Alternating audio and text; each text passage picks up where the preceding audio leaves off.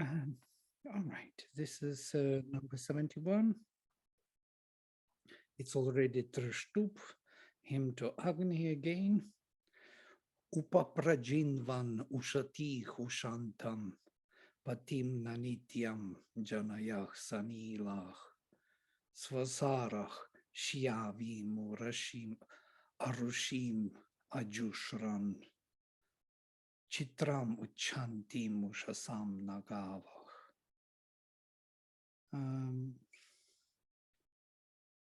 Trishtup has 11 syllables in Pada, 4 Padas.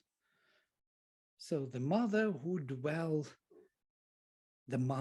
dwell in one abode, desiring, came to him who desired them and gave him pleasure as to the eternal spouse. The sisters took joy in him as the ray cows in the dawn. When she comes dusky, flashing red, then shining out in rich hues. Shabinda gives such a beautiful translation, which is very difficult to see when you read the original text. My interpretation is more literal, desiring and urging him forward who desires them back, as if the wives their eternal, as if the wives their eternal husband living in the same house. The sisters, like the rays of light, accepted with joy the dark, the ruddy, the luminous and shining dawn.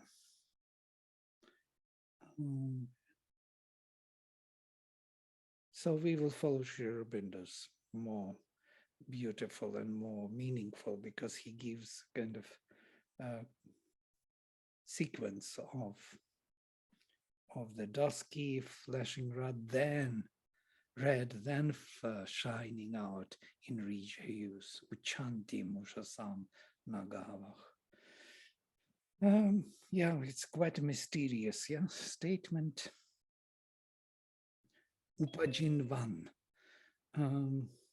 Jinvati is kind of causing or compelling or making move.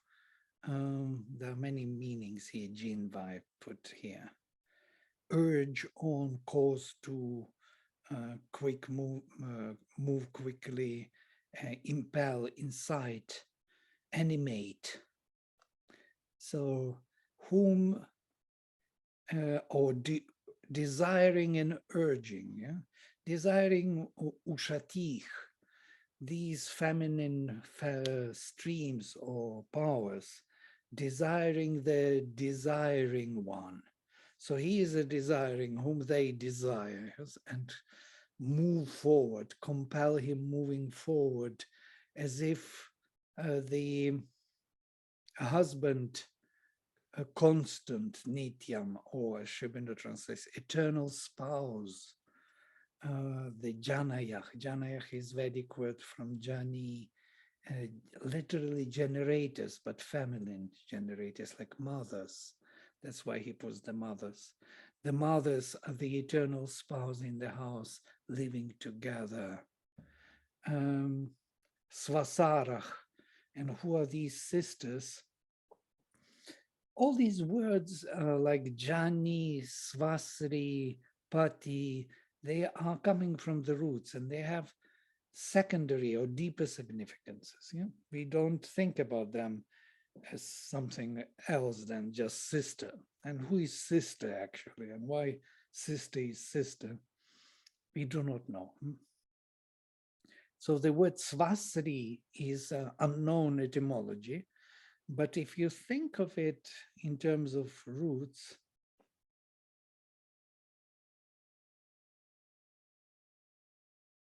sister, we have that tree because of brother, father, mother. This T is there in Latin, but matri is from ma, to measure and to create the form, to shape. Pitri is from pa, to protect and to fulfill. Yeah? So from here, father, why father, Pitri. Yeah? And then we have a brother from root Bhri, to support and to bear. So you have these meanings. Duhitri, the daughter. Nobody knows why daughter, Daugter is daughter, because it's from root duh, to milk, actually. It's a milker, literally. Duhitri is because in the Aryan family, the daughter was milking the cows, so she was called milker. So now we call Duhitri daughter, and it means milker, but we don't have that meaning anymore. So all these words, simple words, have deeper significances. And I was thinking about Swasari all my life and never could find the meaningful interpretation, but it is something which moves by herself, Swasari, or uh, who is by herself, who is perfectly herself. And there is a reason for it also. Either it is from root as or root sri, to flow, to move, yeah, swasri, moving by herself. Because sisters were protected by all, by father, by brother, by all. Yes, they were most protected being ever in the family. For the sister, everybody was fighting. Mother protects her, father protects her, brothers. So everyone was to take care of the sister in the family. And even my father, when he was leaving me already, and I never met him afterwards because he died, he told me, please take care of your sister. So it's quite interesting. Uh, so Swasri, Swasarach, those who move perfectly or those who are most established. I have the whole passage here for Swasri, says Sri Aurobindo gives them the occult significance, and here I will read, and so we will think of it more. Sri Aurobindo writes, Agni is the priest of the oblation, Brihaspati the priest of the word. In this sense, Agni is said to be born from the heart of man. So it's like flame of aspiration, psychic presence. All the gods are thus born by the sacrifice, grow, and out of their human action assume their divine bodies. Soma, the wine of the world delight, rushing through the mind, which is its luminous, wide extended strainer of purification, cleansed there by the 10 sisters, 10 principles of the mind or consciousness embodied. This is the strainer through which Soma is being distilled and purified in the symbolism of the sacrifice. Pours forth, giving birth to the gods. It's very loaded. The imagery is very loaded. You cannot even comprehend immediately what it means. Yeah. But if we are dwelling on it kind of long enough, we would get the sense who is this Soma, this delight, which is being purified by 10 sisters or distilled by them, cleansed by them, 10 principles. So yeah, we'll read a little more and we will come back to it. The subtle ones seize it in their labor or in the great work, struggle, aspiration, samarie. The 10 brides, they are also called brides. Here they are also brides, sisters in the heaven that has to be crossed, a face that recalls at once the shape of Ashwins that carries us over beyond the thoughts. Sri Aurobindo will be speaking also about 10 mental principles. That's why we have 10 fingers, also interestingly, why 10? Huh? And these 10 fingers, they are symbolically kindling the fire or purifying the soma. So in the kind of in their exoteric interpretation, these are 10 fingers. Yeah? But in the esoteric, they are the 10 principles of the mind, according to Sri Aurobindo. For heaven is the symbol of the pure mental consciousness in the Veda, as is earth of the physical consciousness. These sisters who dwell in the pure mind, the subtle ones, Anvi, 10 brides, Dasha Yoshanach. Yoshanach is another word for ladies, for kanyas, are elsewhere called the 10 casters, Dashakshipach, because they seize the soma and speed it on its way. Here we just can only guess what it is, how the whole world comes into embodied state. Yeah? There are principles hidden from us which we do not know, which make this embodiment into the physical of the spiritual possible. And these are the 10 principles, 10 sisters. They are probably identical with the 10 rays, Dasha Gavach, sometimes spoken of in the Veda. They seem to be described as the grandchildren or descendants of the sun, Naptibhich Vivasvatach. So they are coming from the Vivasvat. They are aided in the task of purification by the 7 forms of thought consciousness, Saptadhitayah, 7 flames, 7 thoughts, 7 rivers.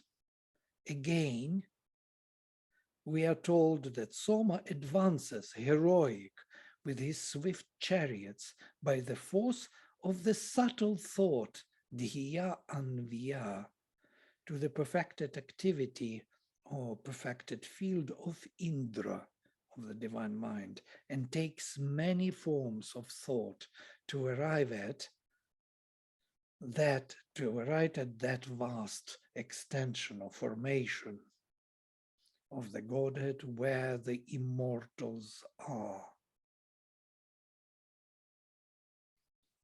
So it is even more confusing, yes, after these. Before it was more or less okay. Now it's totally not okay. So, yeah, I want us to know also that whatever we do a very superficial scratch on the text. Yeah, our knowledge of it is very of the beginners, yeah, who are just touching upon the text, because the Sri Aurobindo somewhere says that he himself only scratched the surface of the Veda. And the Veda goes much deeper into and has much deeper knowledge, which we cannot see now because we are not even ready for this. So they are dealing with the technology of consciousness, which is behind the veil, and how the spiritual being is being embodied through what principles into the physical body. What do we know about Soma, for example? We hardly know anything. Whatever we say, it's a very mental image. But it is the ambrosia, that very delight of existence, the substance from which all the bodies are made, food is made, yeah, which somehow can reproduce itself in time and space and continue in offspring. So what is all this about? You know, if we take the Vedic stand, we will have a totally unexpected perception of things. Yeah? So they are dealing with that substance which makes possible the embodiment of the spirit. And that is the Soma. And Soma has to be redistributed in the mind, vital and physical, because otherwise there will be no embodiment. Yeah. So these 10 principles, they will be doing it.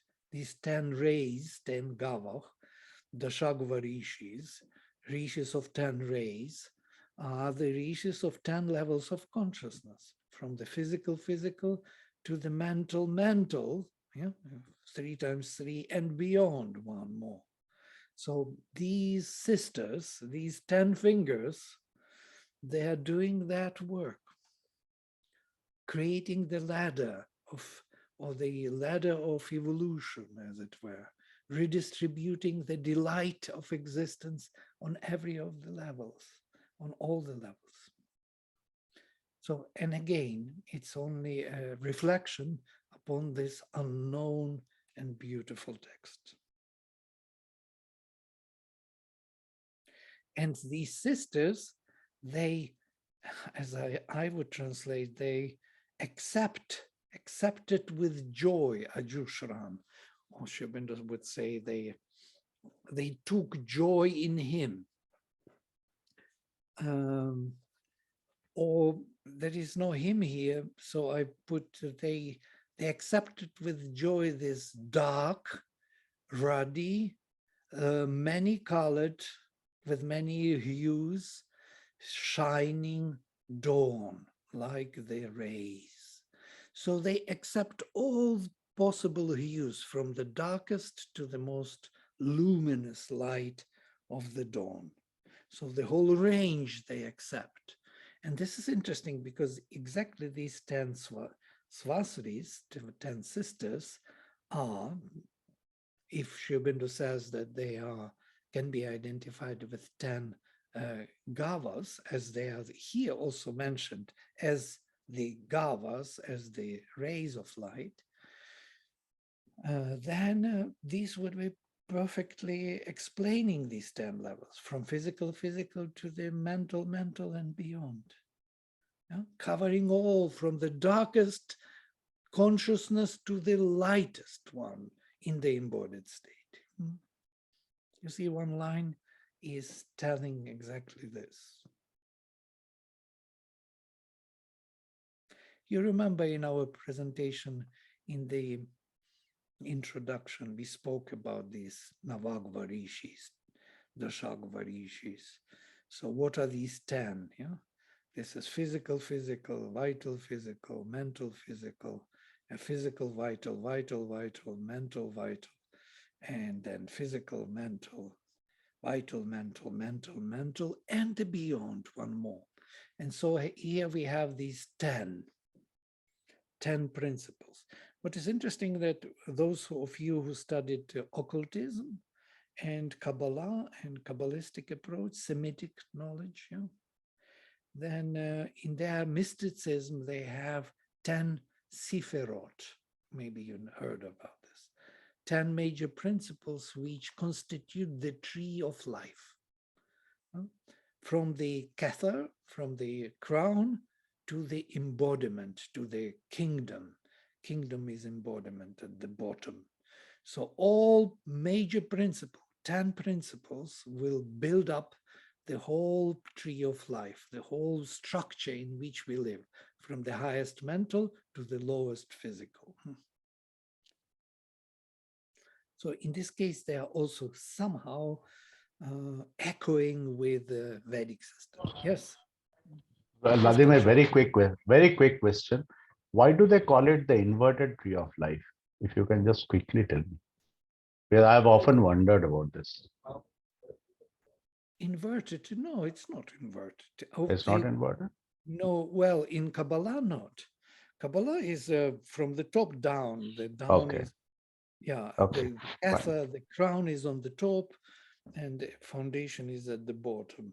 Maybe Okay. you got, because there's I so much information. there's yeah. I got confused. I didn't read it all that well. So Uh, thank you.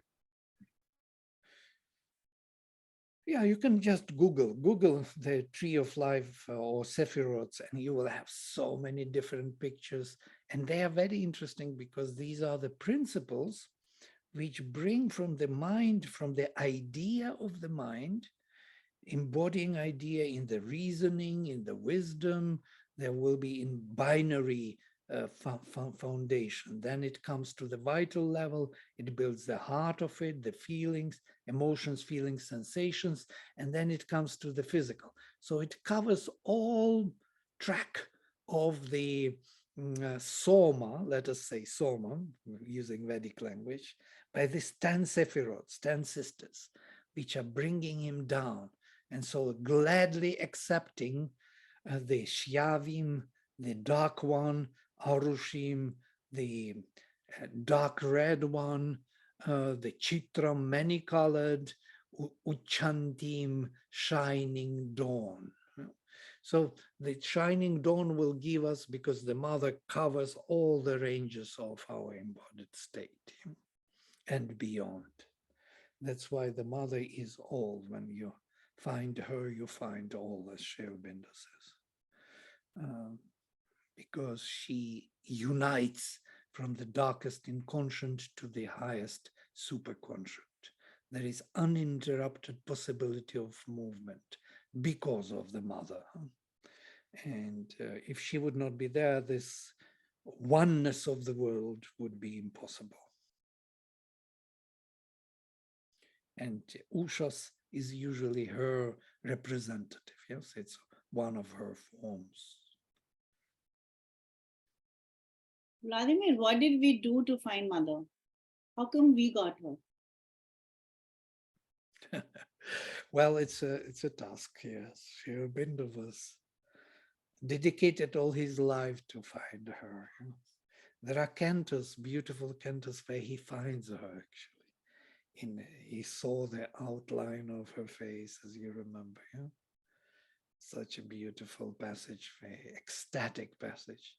And when he saw the beauty on the outline, beyond the veil, he saw the outline of her face, and from the shining beauty of the Divine Mother, he fell unconscious, prone at her feet, in ecstasy of delight. Delight was so intense that he could not bear.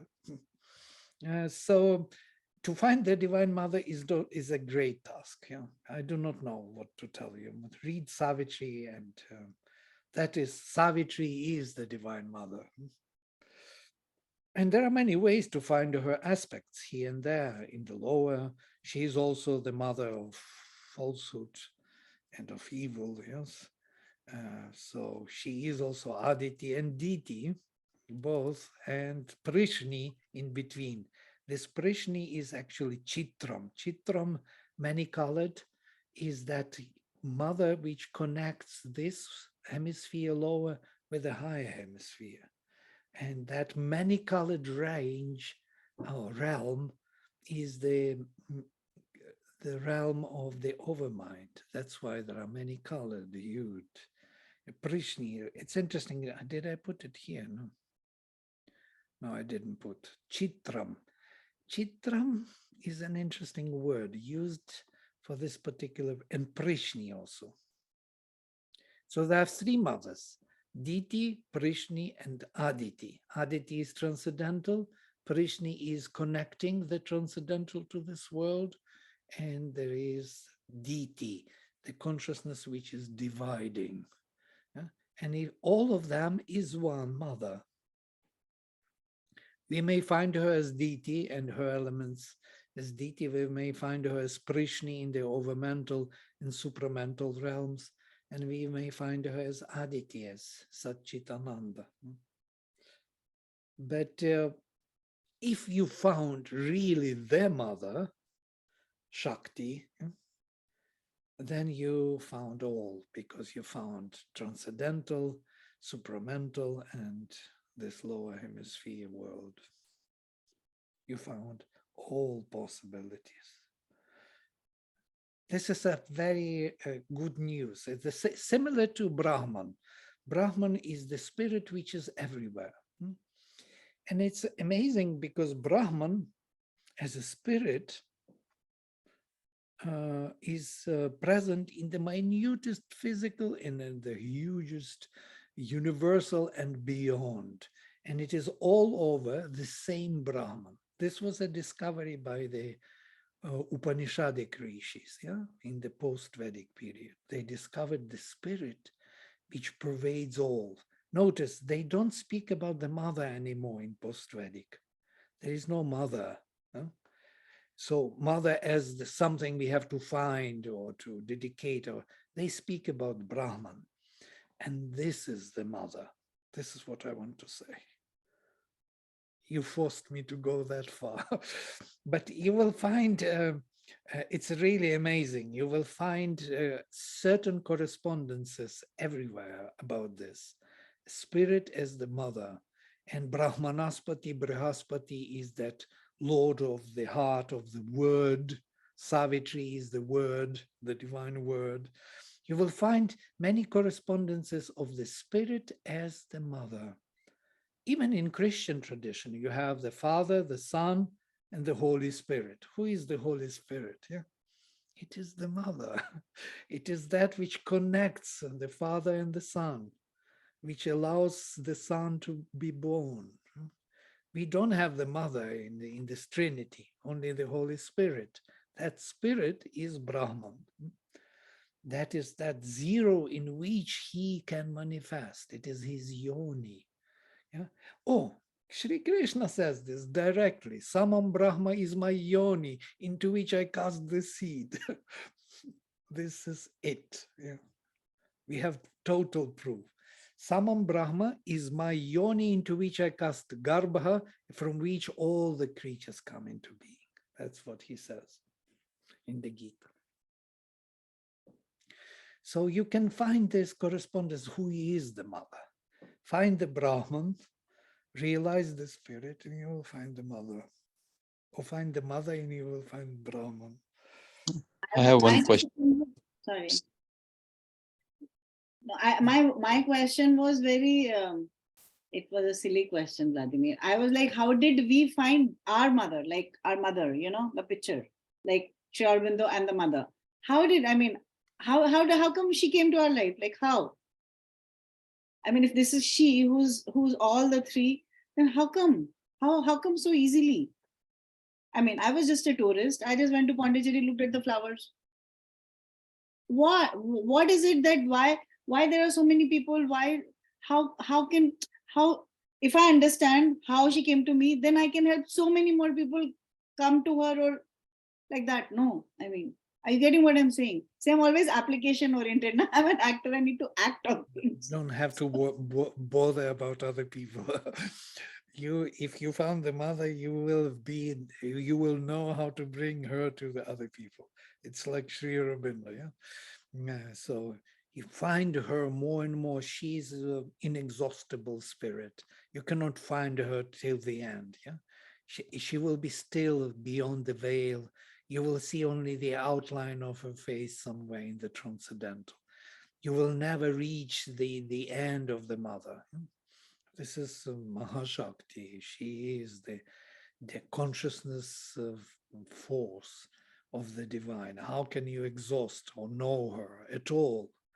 And Sri Aurobindo says nobody knows how she acts. Nobody can fathom her actions. Nobody with the quickest and the most comprehensive consciousness, you cannot follow her even, because she's so complex in her activities. What to say about her as a being? So we are very lucky to have her in our lives, And Sri Aurobindo just declares that she is the Divine Mother. It's not a small thing. It's not a small thing to declare. For Sri Aurobindo, who never lies, never makes any approximation, never exaggerates things.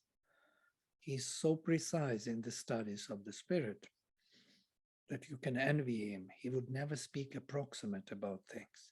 Or if he doesn't know, he will immediately tell that I don't know, and I'm speaking, it looks like that. He will always have a reference to it.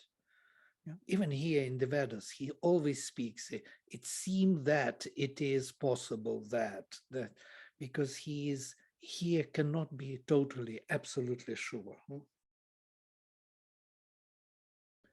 So how to find the mother? She found us already. I don't know what did we do in the past lives that we deserve this. And how could she actually be embodied in 4 aspects, in 4 Shaktis, Maheshwari, Mahakali, Mahalakshmi, and Mahasaraswati. This is unbelievable. But we feel her presence. We feel her descent from above. We feel the pressure from above. It is real. It's not just a fake story or something. No? And we feel it when we read the Rig Veda, or we sit quietly looking at nature, or meditating. All right, we move. So we leave 10 sisters at this, 10 sephiroths, 10 principles, mental principles, which organize soma on all the levels, embody the divine delight, the divine substance in time and space. Vidu chit dridha pitarona ukthai adrim rujan angirasora vena chakruh divo brihatogatum asme ah suar vividuh ketum usrach. Our fathers, by their words, broke the strong and stubborn places. The Angiras seers shattered the mountain rock with their cry. They made in us a path to the great heaven. They made in us a path to the great heaven. They discovered the day, the sun world, and the intuitive ray, and the shining herds. What a vision, yeah? Angira Rishis. In one line, in one verse, you have the whole vision of the Veda, of our forefathers, our rishis of the past, Purva Rishayaha, Angirasa rishis, did for us. So they drilled, or they created the path to heaven in us. So now we have to follow it, to follow the path created by the ancestors. It's already there. And as Sri Aurobindo would say in one of the passages, they are always there to assist us in our journey.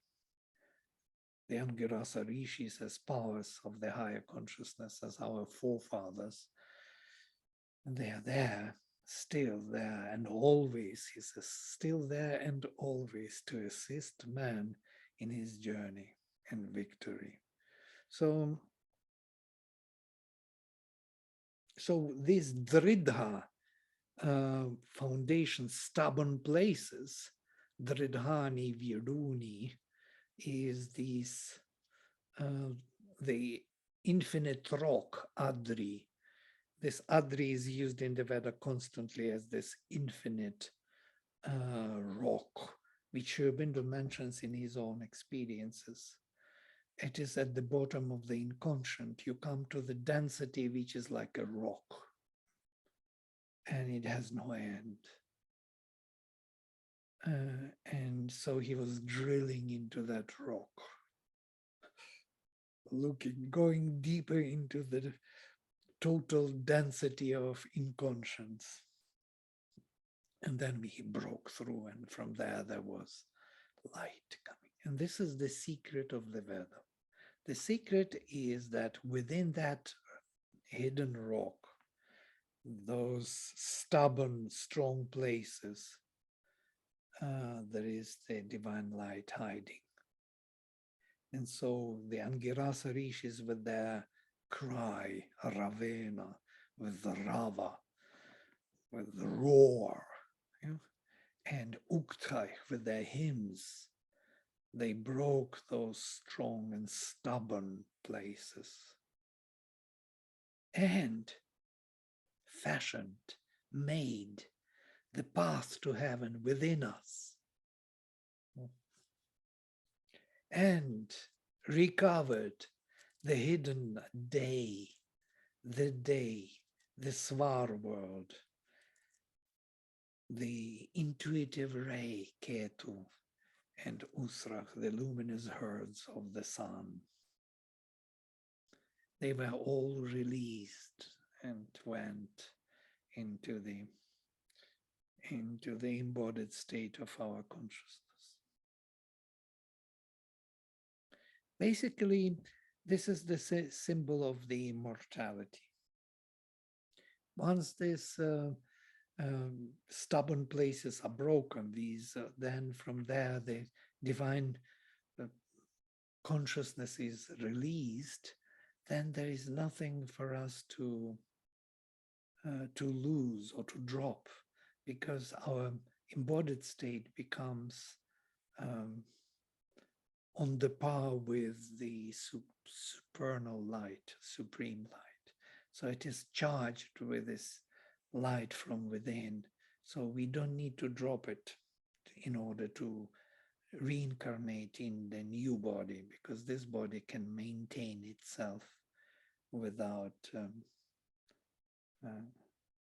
decay, without becoming weak, because it has not enough light of consciousness. It will be charged with that light. This is the symbolism of immortality. And from here, I think Sri Aurobindo knows about immortality, physical immortality, from here, from the Veda.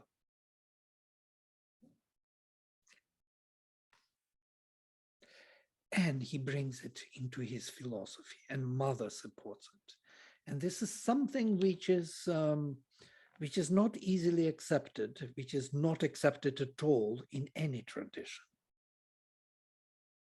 And this is those who studied Christianity, whatever, yeah, Judaism, even Hinduism, there is no more talking about immortality in that way. Immortality is seen only as the immortality of the soul. You find your soul, you drop your body, this is immortality. But to build the immortal body, nobody dares to even think in that direction. It's a blasphemy in every tradition. But in every, I mean it. Yeah? Only one that was, and Chinese has something very weird, something close to it, but in their own way. I do not know what they mean by that immortality. Some kind of, some miracle. But miracles do not do immortality for humanity. You know the whole story of the mother when she received the mantra of life and death, and she brought it to Sri Aurobindo. And he took that mantra. That mantra had a power. It was left from the Vedic times, from the Vedic rishis for Mother Mira in the occult world. And she took it from that world and brought it to Sri Aurobindo, and he took it and put it somewhere into oblivion. He said, it's not our way. It's not the way we have to proceed, not by miracles, not by, making mantra for someone to stay forever and the others will be the same. We need to progress and to grow in consciousness as a humanity. That's why he was against every religious attitude and religions in general. You know that there was a time when we are coming closer to 24th of November. By the way, we will have darshan. So you are all welcome for this darshan. There will be interesting time for us to see certain things.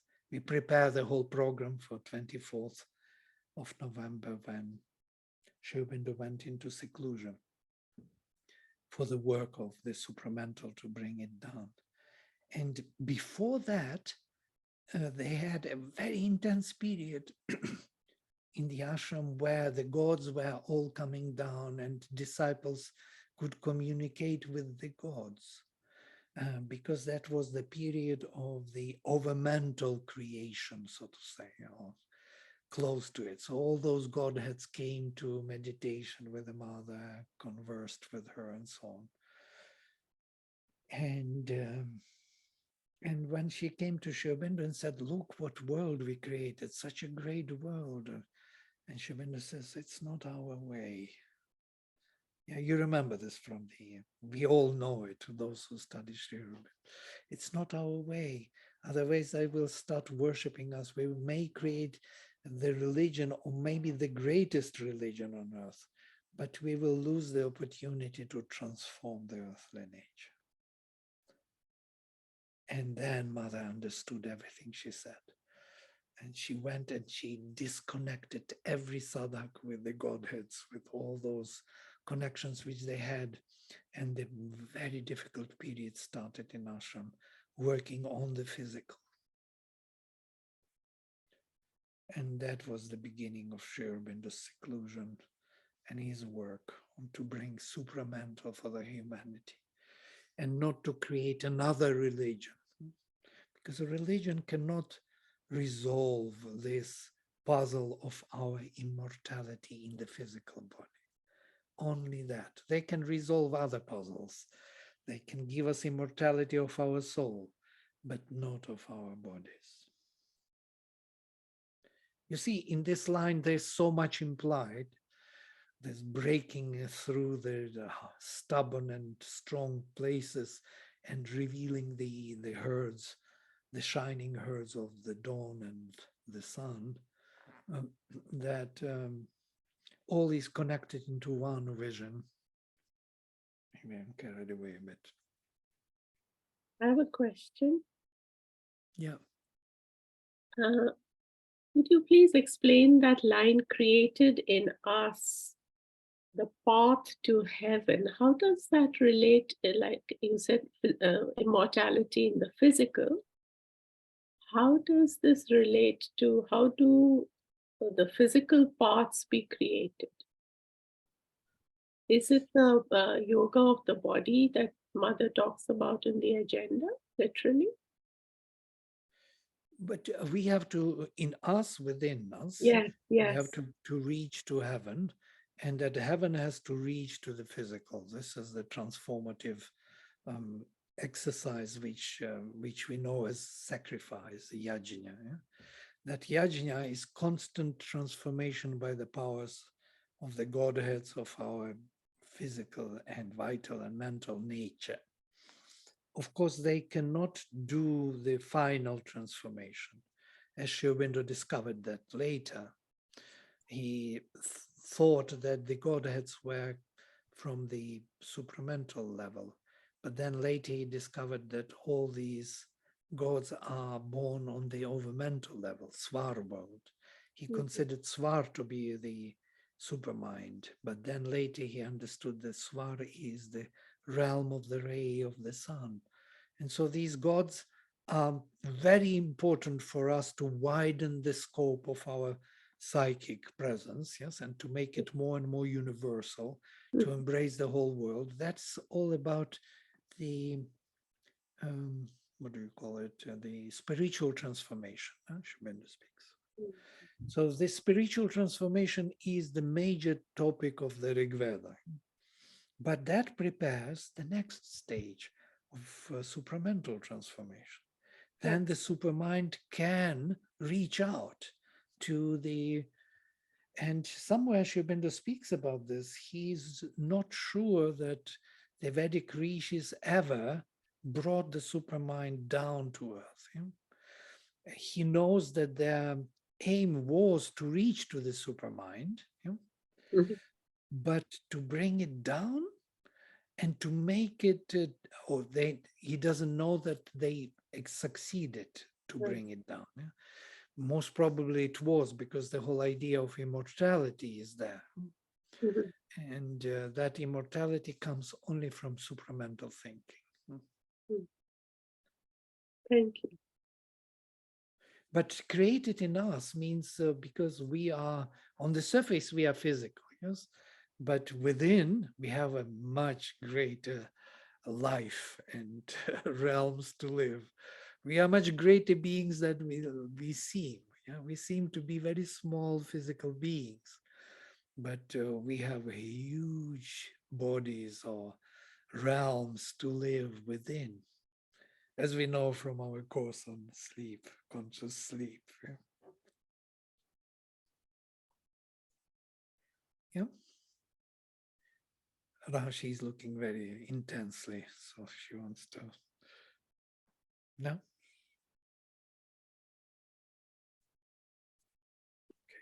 So it is because we are the descendants, the children of our Pitris, from our Pitris, we are getting these genes which are in us to widen the possibilities and the treasures that lie within us of the growth of consciousness towards the light. We Right. get those genes or powers from our Pitris, Right. is it? Yes, yes, definitely. Pitriyana is on one side, you're coming again back to Devayana, Pitriyana, genes, yes, were taken by that topic. And I'm myself, yesterday we had the whole group from Greenville with all the, Indians coming to visit our this, and among them there was one neurosurgeon who was telling us that he was very scientific and never believed in all this, spirituality thing. But now he has changed. He read few books and he tells us how things are, how genetic flexibility or is taking place through the influence of consciousness. Yes, that epigenetics. So the genes are not changing their structure, but they change their behavior first. Yeah, so we don't get extra gene or something, but they open certain fields, close certain fields in a different way from the influence of consciousness. This is amazing. And you know that even placebo effect is accepted now in the medicine as the medicine. Placebo effect is actually a real thing. It's not something like, happened because, it's not real. You are imagining. No, you are not imagining. It has its effect. It's 50-50, 50 placebo for sure. So it works. You come to the doctor tells you, I'm sure it will work, and gives you sugar, and it will work. You will be cured because you believe that that is the cure. So this faith, this belief, and Sri Aurobindo directly says that actually what cures us is this faith, not really the medicine. We believe Even that in it the cures. even in the energy work, when we are studying and working on all that, there is already there is just so much work happening on how the DNA strands are opening. You know, how at the chromosomal level, how your consciousness, your meditation, your space, your thoughts, everything is actually, the earlier there was just two strands, and now they're more and more and more opening as the consciousness is coming, and the physical entrance of light into the DNA. It's quite a amazing world, actually. Right. And many things we even don't know, and we will discover them later, that, for example, the influence of one consciousness on my genetic code, suppose I'm sitting here and thinking, is contagious to other human beings. We just didn't yet discover that yet. But in the animal kingdom, we discovered this monkey effect, or rats. One rat was poisoned and the rest are not coming and not touching that food. So we know that it has some kind of, or among trees are communicating, or plants. They had these experiments with plants, amazing. So groups of people going through the room, and one of the persons breaks one plant. And so they register. So all the plants are a little like shock. They get shock. Not only that plant broken, but also other plants in the room. They change their chemical, that's so kind of, they are under stress. So then after some days, the same group, other group is going through, and that person goes through, and the plants are immediately releasing the stress. They know him. They remember the guy. Now, what will you say about karmic consequences? Think about it. Everything is imprinted somewhere and remembered and passed over to other plants. This is the guy which may break the branch. So be aware, be prepared. Mm, It's Yeah, I'll funny. tell you.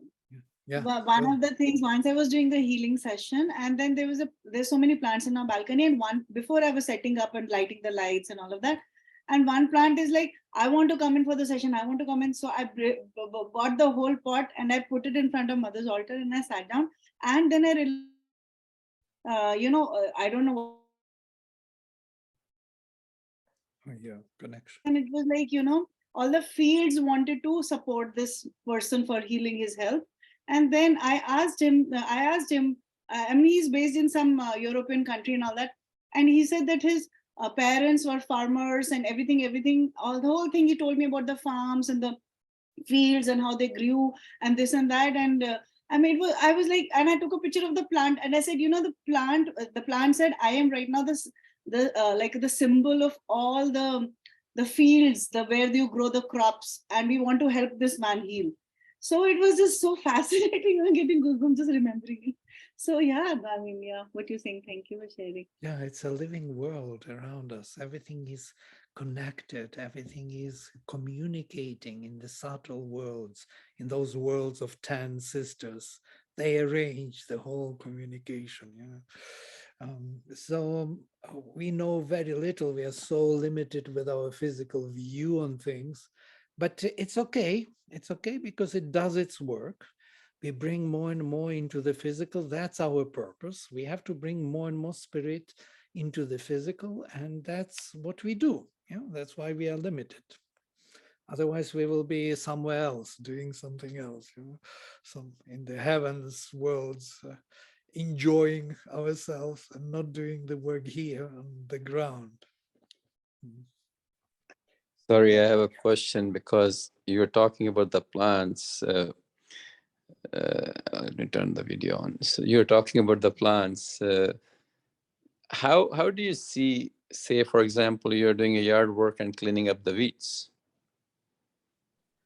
Right. Just a silly question, but as we were talking about the plants and all that stuff, so how does that thing settle in the karmic, or as you mentioned? Well, everything eats everything. So what can we do? The world was organized like this. Something similar you can ask about, what about you squash the bug, or Yes. the Scorpio or something. By the way, Mother had a very special attitude towards this. She Mhm. was explaining what to kill, what not to kill. You cannot kill everyone because certain bugs and this, they have the purpose, the meaning. They do something meaningful in the creation. So better not to destroy them for no reason. Mhm. Though there are several views. And she says about scorpions that they exhausted their evolutionary process and they are not evolving anymore. Interesting. And she says if you kill the Scorpio, it won't be such a big harm for the evolution. And it's quite clear that Scorpio, some people said, I will take Scorpio away from my house. And she says, then it will go to the house of the neighbor and bite there. So what do you prefer? So I think it's a big ethical question. It's not really moral question rather than philosophical. Philosophically, everything eats everything. We are eaten, we eat. So we remove certain plants to get some other plants grow. We clear the way. This is happening all the time, in the history of human societies, wars, everything is taking place, but it does not exhaust the spirit. Notice the spirit comes and even more growing and more occupying. So I was wondering, such great wars we had, and it cleared up the whole atmosphere. Kurukshetra, for example. So why that was necessary to kill everyone, nearly everyone? And somebody asked Krishna for this. Why did you have to do this? And he says that his task was very difficult to change the dharma. And when dharma changes or some new level comes of evolution, these things happen. Yeah, and pralayas happen. So what can we do? Yeah? And then again he starts. Again the spirit comes in, and again the journey is building up. So from the ethical point of view, of course, if you are Jain or something, from Jain tradition, going with the broom in front, not to touch any yirumbu or any bug. So you are very careful even to breathe. They put special this to not to breathe some mosquito in or something, some fly. So, but that is an extreme, I don't know what it does. I think it does something to the consciousness of the person to purify himself and to keep in peace with creation, to respect every creature in creation as a divine. It's rather for that purpose than not to kill the bug. Another question, quick question. We were talking about mother, we were talking about Adi Shakti. How does it relate to, like in one school of thought, how does it relate to Kundalini Shakti? Is there any relation or not really? Yeah, there definitely. There are two Kundalinis, yes. There is Kundalini Shakti arising from below, from Muladhara, and there is Maha Kundalini descending from above, Sahasrara. This is what Sri Aurobindo says. And he chooses this method of Kundalini, of Maha Kundalini descending from above. He says it's safer method because it opens the higher chakras first, which are not harmful for the system. Because if you open lower chakras first, you have to have a protection of Guru, and the Kundalini has to open up till the end. And if it doesn't, if it's stuck on the lower levels, opened only lower chakras, then you are in trouble. Because all those forces of lower levels will enter. And I have several examples of my friends who were opening Kundalini from below and got stuck, and they are half mad. They need really, really medical, psychological care, psychic or psychiatric.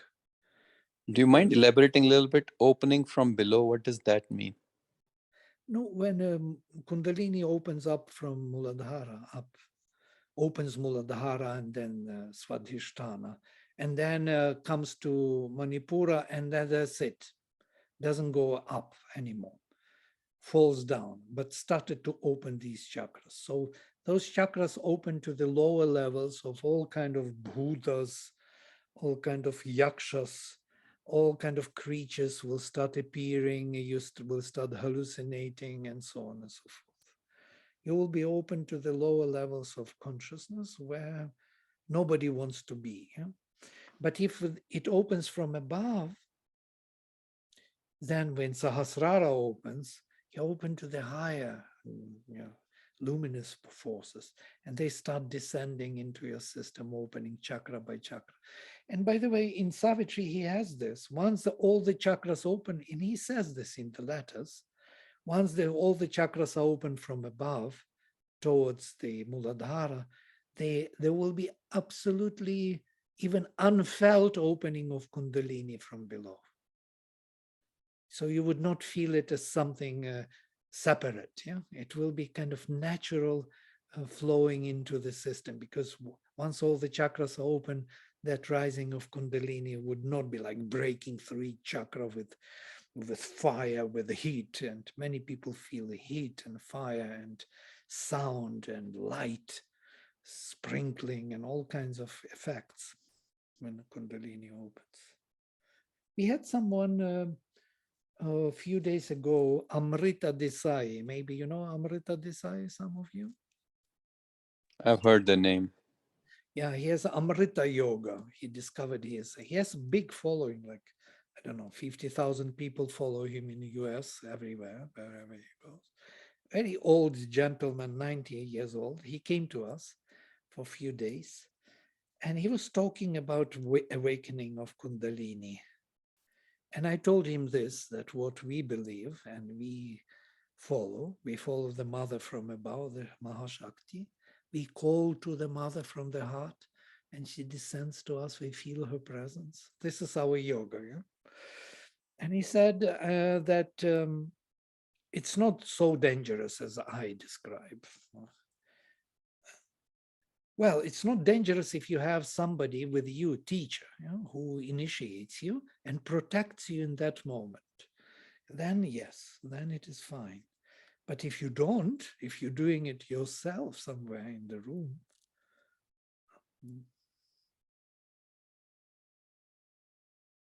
I did Thank, both. I thank did you. this and that. So I know both effects anyway, how it is. It's a bit tricky, yes, when it is starting from below. You are really scared. It is not an easy, I don't know why he says it's easy, because he had a teacher who helped him out. That's why. Thank you. Thank you. Yeah, you're welcome. All right, we can stop here for today. Only 2 verses, but Angirasa Rishis and the secret of the Veda, the light from below. We will finish next time, I hope. Okay. Om Sarve Bhavantu Sukhinaha Sarve Santu Niramaya Sarve Bhadrani Pashyantu Ma Kaschit Dukha Bhag Bhavet. Om Shanti Shanti Shanti. Shri Guru Bhyo Namaha. Harihi Om.